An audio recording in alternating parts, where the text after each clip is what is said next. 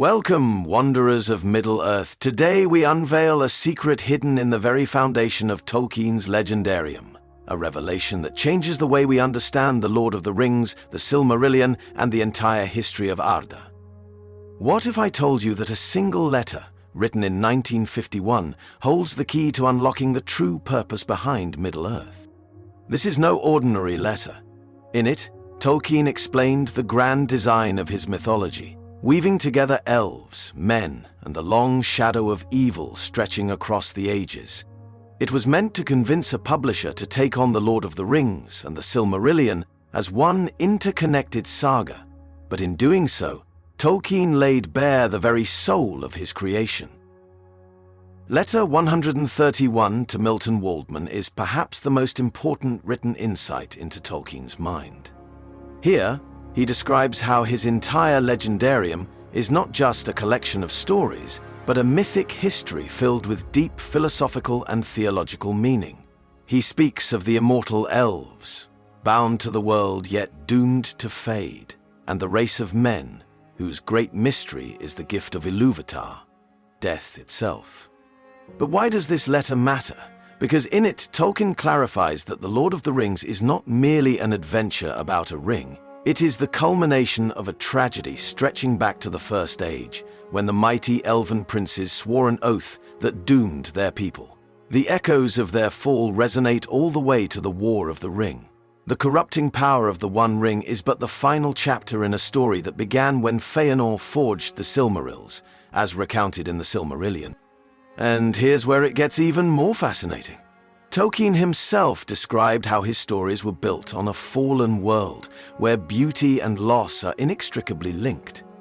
This theme is deeply rooted in elven culture, where every triumph is shadowed by an inevitable decline, something we see in the waning strength of Rivendell and Lothlorien by the time of The Lord of the Rings. This letter doesn't just provide a glimpse into Tolkien's creative mind, it redefines everything we thought we knew about Middle-earth. But what exactly did Tolkien say in this letter that changes our perspective? Tolkien's words in letter 131 unveil a staggering truth. His Legendarium was not merely a fantasy epic, but a deliberate attempt to create a mythology for England.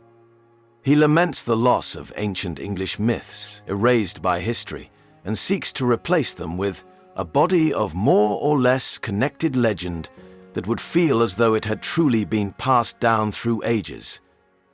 This idea finds its roots in the Silmarillion, where the history of Middle-earth is shaped by the conflict between creation and corruption.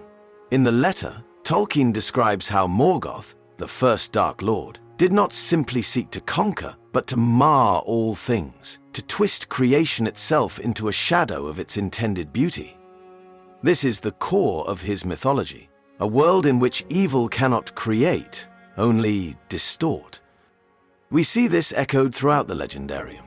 The One Ring, like the Silmarils before it, is not an original creation but a corruption, power drawn from the world and twisted into domination. Sauron, Morgoth's greatest lieutenant, did not forge his own magic but perverted that of the elves to ensnare them. Even the orcs, Tolkien writes, may have been elves once, captured and broken by Morgoth. But Tolkien does not only dwell on evil. He speaks of the gift of men, their mortality, which he considers a divine blessing rather than a curse. The elves, for all their beauty and wisdom, are trapped within the circles of the world, fading slowly, while men are given the ability to leave it behind. This is a central theme in The Lord of the Rings, from Aragorn's acceptance of his fate to Arwen's sorrowful choice to forsake immortality. What's fascinating is that this theme was not always fully developed in Tolkien's earliest works.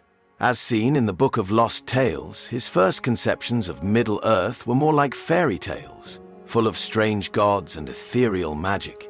But by the time he wrote to Milton Waldman in 1951, his vision had solidified, a world bound by myth, history, and a deep philosophical core.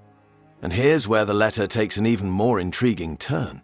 Tolkien describes how The Lord of the Rings and the Silmarillion are inseparably linked, despite their differences in style. The fall of Númenor, the corruption of men by Sauron, the elves' departure, All of it flows naturally from the First Age. Without understanding the Elder Days, we can never fully grasp the weight of the Third Age's final conflict. This is why Tolkien was so insistent that both works be published together. He saw The Lord of the Rings as the final chapter of a much older story, not just a standalone adventure. But there's one more layer to uncover, something hidden even deeper within the letter. At the heart of Letter 131 lies a question that haunted Tolkien throughout his life. Why write these stories at all? His answer, woven through the letter, is profound. He did not simply wish to entertain, he sought to express a deep and ancient longing, a nostalgia for something lost, which he called Sir Nucht. This yearning, he believed, was a fundamental part of human nature. The desire for beauty that fades, for paradise glimpsed but never grasped. This theme is embedded in Middle-earth's history. The elves live with this sorrow eternally. Their lands diminish, their greatest works lie in ruin, and even Valinor, the undying lands, becomes a place they may never return to. We see this most clearly in Galadriel, who has lived through the fall of Valinor, the wars of Beleriand, the ruin of Eregion, and now watches Lothlorien slowly fade into legend. Tolkien describes this sorrow in the letter as an essential part of his mythology. The cycle of rise and fall, of light giving way to shadow, is not just a narrative device, it is a reflection of our own reality. We, like the people of Middle-earth, live in a world that has known greater things in the past, but is always moving toward an uncertain future. But there is also hope. Tolkien does not write a world doomed to despair, he writes of resilience. Even in the face of overwhelming darkness, characters like Frodo, Sam, and Aragorn continue forward. As Tolkien explains in the letter, this is the true nature of courage, to stand even when all seems lost. And this is why The Lord of the Rings ends not with a grand victory, but with a departure. The sailing of the elves, the passing of Frodo into the West, it is a bittersweet ending, but a necessary one. The age of myth is ending, and the age of men is beginning. This echoes the conclusion of the Silmarillion, where the greatest heroes have long since fallen, and Middle-earth is left with only echoes of its former glory. Tolkien understood that every great story is, in some way, a farewell. And in Letter 131, he gives us his final insight into Middle-earth. Not just as a world of fantasy, but as a mirror to our own. A place where loss and longing shape the world, but where hope, even in the smallest hands, can endure. But there is one last revelation in this letter, a truth about the very nature of his world and the hidden structure behind it all. One of the most astonishing revelations in Letter 131 is Tolkien's description of The Lord of the Rings and the Silmarillion as a single, unified work. Two halves of a grand tapestry that stretches from the dawn of time to the fall of Sauron. He reveals that, at its core, Middle-earth is not just a setting, but a reflection of deep spiritual truths woven into the fabric of its history. This is where we uncover the hidden structure of Tolkien's world, the struggle between creation and corruption, which plays out across the ages. The Ainulandal, the great music of the Ainur that shaped Arda, was marred by Melkor's discord from the very beginning.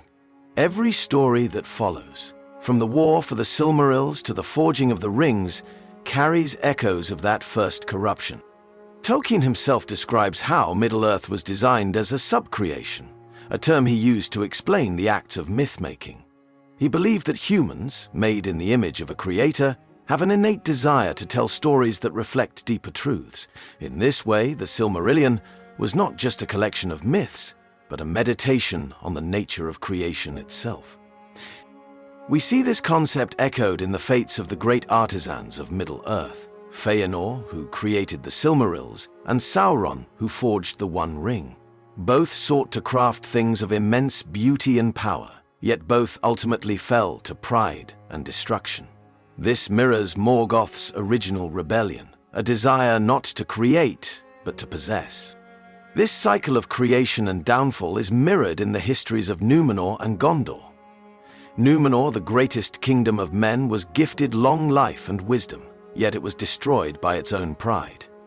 The The same pattern emerges in Gondor, whose glory begins to wane as its kings grow complacent, leaving it vulnerable to the return of Sauron. Tolkien also speaks in the letter of his intention to create a world with deep layers of history, where even the smallest details, such as an old song or a forgotten name, carry echoes of past ages. This is why reading The Lord of the Rings feels like stepping into a world that has always existed. It is a world built on ruins, where the past is never truly gone, only buried beneath time. But perhaps the greatest hidden meaning in Letter 131 is this. Tolkien was not just writing a myth for England, he was writing a myth for all of us. A story that reminds us that light and shadow are always in conflict, that all things fade, and that even the smallest hands can shape the fate of the world. And with that, we reach the final revelation of this letter. In the next segment, we will bring everything together and uncover the ultimate message Tolkien left for us in his Legendarium. Tolkien's Letter 131 is more than just a glimpse into the mind of a storyteller. It is a blueprint for understanding the very heart of Middle-earth. As we reach the final revelation, one truth becomes clear. The Lord of the Rings, the Silmarillion, and all the legends of Arda were written with a singular purpose: to explore the nature of mortality, fate, and the eternal struggle between hope and despair. At the letter's conclusion, Tolkien emphasizes the idea that his stories are ultimately about loss, the loss of innocence, of beauty, of an age that will never return. And yet, they are also about resilience. While the elves may fade, while Gondor may crumble, while Frodo may never truly heal, there is always something left behind, a seed of hope carried into the future. This is why Tolkien's world resonates so deeply with us. He was not merely telling tales of magic and adventure. He was crafting a mythology that speaks to the very human experience. We, like the characters of Middle-earth, live in a world shaped by loss. But just as Samwise Gamgee looks up at a single, untouchable star after the darkest night in Mordor, we too can find light in the shadows. And so we return to the question we asked at the beginning. Why does this letter matter? Because it reveals that Tolkien's Legendarium was never just about Middle-earth. It was about us. About the choices we make, the burdens we carry, and the courage to stand against the darkness. It teaches us that even in a world where everything fades, our actions, our small moments of kindness, bravery, and sacrifice, this is Tolkien's final gift to us, hidden in the words of a letter never meant for a wide audience, a whisper from the past, reminding us that in every ending there is also a beginning, that even when the last ship sails into the west, the story is never truly over. And so, dear travelers, we close this book, knowing that Middle-earth will always be there, waiting to be rediscovered. For as long as we remember the stories, as long as we keep the light alive, the road goes ever on.